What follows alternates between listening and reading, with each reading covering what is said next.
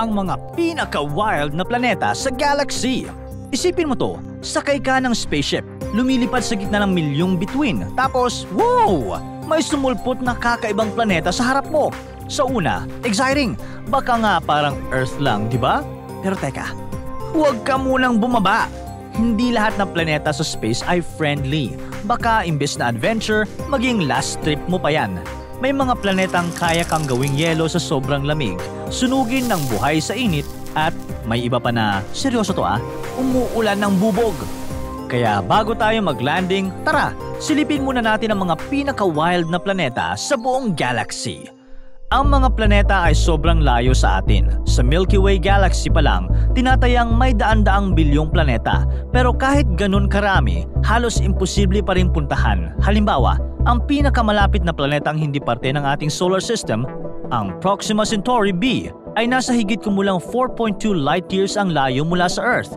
Kahit gamitin pa natin ang pinakamabilis na spacecraft na nagawa ng tao, ang New Horizons, na kayang tumakbo ng 58,536 kilometers kada oras, aabutin pa rin tayo ng halos 80,000 years bago makarating doon.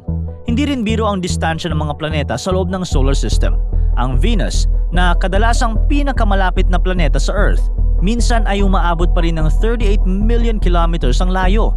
Kahit gamitin ang bilis ng New Horizons, aabutin pa rin ng halos 27 days bago makarating sa Venus. Kaya sa ngayon, ang mga spacecraft na gumagamit ng chemical rockets sa mga robotic spacecraft tulad ng Voyager at New Horizons ang ginagamit natin para maabot ang ibang planeta sa solar system. Pero kung ang target natin ay ang mga exoplanet gaya ng Proxima Centauri b, kakailanganin natin ng mas advanced na technology. Isa sa mga ideya riyan ay ang laser-propelled nanocraft tulad ng Breakthrough Starshot Project na posibleng makalipad ng 20% ng speed of light. Kung magagawa ang teknolohiyang ito, maaaring makarating ang maliliit na robot sa loob ng 20 years. Pero sa ngayon, isipin mong gamit ang pangmalakasan mong imaginary spacecraft, bibiyahe ka papunta sa iba't ibang planeta. Habang lumilipad ka sa gitna ng space, may isang bagay na kumikislap mula sa malayo. Para itong bulalakaw pero hindi gumagalaw. Habang papalapit ka, unti-unting lumilitaw ang hugis ng isang planeta. Ito ang Kelt 9b. Siyempre, suot mo ang pinaka-high-tech na spacesuit na kayang tiisin ng matinding init at radiation. Lahat ng equipment mo ay handa na para sa paglapag. Pagbaba mo sa maliwanag na planetang ito, kahit naka-specialized suit ka, mararamdaman mo agad ang matinding init. Sa dayside ng planetang ito, umaabot ang temperatura sa higit 4,300 degrees Celsius. Mas mainit pa kaysa sa karamihan ng mga stars. Habang bumababa ka pa sa atmosphere, lalo pang tumataas ang init. Ayon sa mga pag-aaral, maaaring umabot pa ito sa 6,800 degrees Celsius sa taas na bahagi ng atmosphere. Sa ganitong kondisyon, natutunaw at nagiging gas ang kahit anong metal o bato, kaya imposibleng mabuhay o makaligtas dito. Ang planetang ito kasi ay para ng hindi planeta kundi isang bolang apoy. Sa sobrang init, unti-unting niluluto at hinihigop ng star nito ang mainit na gas mula sa planeta. Sabihin na natin kahit isa itong gas giant tulad ng Jupiter, unti-unti itong nauupos dahil sa tindi ng init. Kaya bago pa masira ang protective suit mo at tuluyan kang matusta, mabuti pang lumipat ka muna sa ibang planeta. Habang lumilipad, natuntun mo naman ang isang malayelong planeta. Ito ang Ogle 2005 BLG 390LB na tinatawag ding Hoth ng ilang astronomer dahil sa sobrang lamig nito. Paglapag mo, kahit naka-high-tech na suit ka, ramdam mo agad ang matinding lamig. Ang temperatura dito ay nasa negative 220 degrees Celsius o negative 370 degrees Fahrenheit o 50 Kelvin.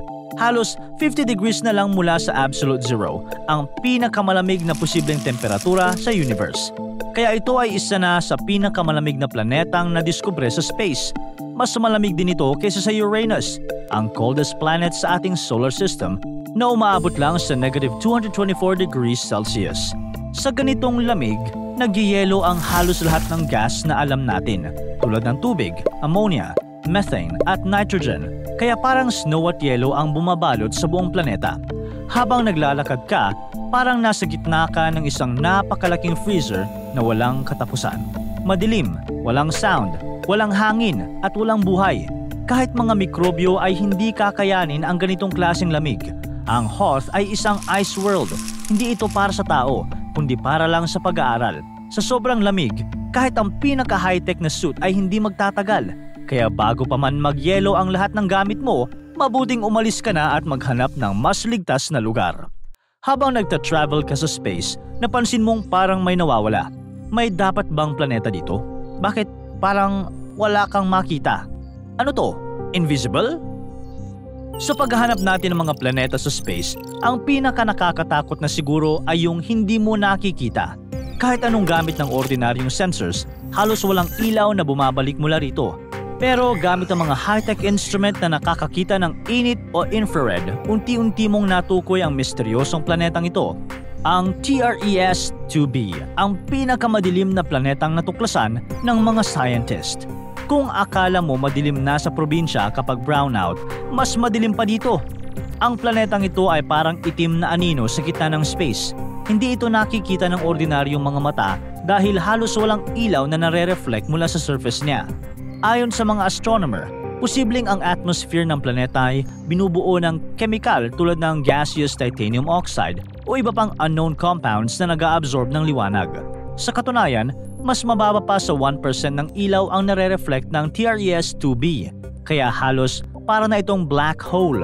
Ang tanging nadedetect dito ay ang sobrang faint na infrared glow na galing sa init mula sa star na iniikutan ng planeta. Hanggang ngayon, kahit na patuloy na pinag-aaralan ng atmosphere nito, misteryo pa rin kung bakit ganito kadilim ang sinasabing pinakamadilim na planeta na natuklasan. Isang bagay lang ang sigurado, kung gusto mong magtago sa buong kalawakan, ito ang perfect na lugar. Pero dahil halos wala kang makita rito, baka bigla ka na lang mawala sa kawalan. Mabuti pa siguro, humanap na tayo ng ibang planeta. Habang naglalakbay ka pa rin sa space, biglang may sumalubong na planeta na kulay blue. Ang ganda niya, parang Earth mula sa malayo. Pero huwag kang magpaloko sa itsura. Lumapit ka pa at nakita mo ang planeta na tinatawag na HD 189733b. Isa itong hot Jupiter. Isang klase ng higanteng planeta na umiikot ng sobrang lapid sa star niya, kaya para itong naluluto sa init. Dito, ang isang taon ay tumatagal lang ng 2.2 na araw. Ibig sabihin, kung dito ka nakatira, magse-celebrate ka ng birthday mga 3 beses sa isang linggo. Pero ang totoong pasabog dito ay hindi ang bilis ng taon, kundi ang lagay ng panahon.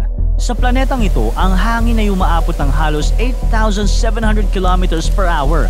Mahigit 20 beses na mas mabilis kaysa sa pinakamalakas na bagyo sa Earth. At hindi lang basta-basta ulan ang dala ng hangin. Muulan dito ng microscopic droplets ng silicate glass. Oo, tama ang narinig mo. Tinatawag itong glass rain dahil ang ulan dito ay maliliit na patak ng glass na tinatangay at hinahampas ng napakabilis na hangin. Kadalasan pa sideways sa buong planeta. Kaya kahit mukhang inviting mula sa malayo, walang kahit anong klaseng buhay ang kakayanin ang ganitong brutal na environment. Mas safe pa rin tayong dumaan na lang at maghanap ng planetang hindi ka mauulanan ng bubog. Habang lumilipad ka sa space, mapapansin mo ang isang kakaibang eksena, isang higanteng planeta na unti-unting nilalamon ng sarili niyang star. Ito ang WASP-12b. Sa unang tingin, mukha lang siyang normal na gas giant, pero paglapit mo, mapapansin mong na-deform na siya. Para ng itlog ang hugis nito dahil sa sobrang lakas ng gravity ng bituin niya. Sobrang lapit ng orbit ng planeta. Isang taon dito ay tumatagal lang ng halos 26 hours. Pero ang pinaka-problema ng WASP-12b ay unti-unti nang hinihigop ng star nito ang atmosphere ng planeta. Tinatayang humigit kumulang 189 quadrillion tons ng gas bawat taon ang nawawala mula sa planeta at napupunta sa bituin nito o katumbas ng mga 6 bilyong tonelada bawat segundo. Dahil sa bilis ng pagkawala ng atmosphere, tinatansya ng mga scientists na may 3 hanggang 10 million years na lang ang natitira bago tuluyang mawala ang planeta. Bukod pa rito, carbon-rich ang WASP-12b. Mas marami itong carbon kaysa oxygen sa atmosphere. Kaya posible raw na may mga exotic na anyo ng carbon tulad ng graphite o diamond sa loob ng planeta. Pero huwag kang masyadong ma-excite. Hinding-hindi mo ito mabibisita. Bakit kamo? Ang temperatura sa planetang ito ay umaabot ng 2,500 degrees Celsius, sapat para matunaw ang kahit anong material. At dahil sa sobrang lakas ng gravity at radiation, kahit ang pinakamatibay na suit ay magiging parang papel na lang. Pero wala pa yan sa pinaka-extreme na pwede mong mahanap. Kung gusto mo ng mas challenging at mala roller coaster, isang planeta ang dapat mong mabisita. Sa isang banda, mapapansin mo ang isang planeta na parang umiikot ng sobrang bilis. Ito ang Sweeps 10. Isa itong gas giant na halos kasing laki ng Jupiter pero 1.6 times ang bigat nito. At ang pinaka-wild, ang isang buong taon doon ay tumatagal lang ng humigit kumulang 10 Earth hours. Kaya bago pa matapos ang isang araw dito sa Earth, nagka-birthday ka na ulit. Nahilo ka na, tumanda ka pa ng sobrang bilis. Sobrang dikit ng Sweeps 10 sa bituin nito. Mga 1.2 million kilometers lang ang layo.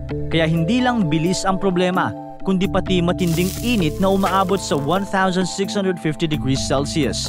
Sa ganitong temperatura, kahit bakal ay matutunaw. Kahit pa naka-high-tech suit ka, wala kang laban sa ganitong init.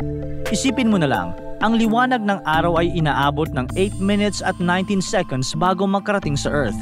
Pero sa Sweeps 10, 4 seconds lang. Ganoon siya kalapit sa kanyang star at ganoon din kainit at kadelikado ang lugar na iyon. Meron ding isang kakaibang planeta na tinatawag na PSR J1719-1438b. Umiikot siya sa isang patay na star, isang pulsar na parang zombie star na nagpapasabog ng sobrang lakas na radiation. Kada ikot niya sa pulsar, 2.2 hours lang ang tagal. Hindi na ito ordinaryong gas giant. Sa sobrang siksik nito, posibleng gawa ito sa solid carbon, kaya tinatawag din itong diamond planet. Ayon sa mga scientist, ang density ng planeta ay tinatayang 23 grams per cubic centimeter. Ibig sabihin, kung maglalagay ka ng material mula rito sa ibang balde at tubig sa isa pa, 23 times na mas mabigat ang material ng planetang ito. Posibleng ang core nito ay binubuo ng crystallized carbon, kaya may mga nagsasabing para raw itong higanting diamante. Pero kahit mukhang maganda, huwag kang palinlang. Ang pulsar na iniikutan niya ay naglalabas ng napakalakas na X-rays at gamma rays, sapat para tapusin ka sa isang kisap mata. Kahit magsuot ka pa ng pinakamatibay na spacesuit, walang makakaligtas sa tindi ng radiation nito. Kung sakaling mapadpad ka man dito, siguraduhin mong nakapagpaalam ka na sa universe. Ganyan ka-extreme ang ilan sa mga natuklasang planeta sa space at patuloy pa silang pinag-aaralan gamit ang makabagong technology at telescope. Ikaw, anong mga planeta ang kaya mong bisitahin at anong una mong gagawin kapag nakapunta ka rito? Para tuloy-tuloy ang saya at kwentuhan, huwag kalimutan mag-subscribe sa Bubbly YouTube channel at pindutin ang notification bell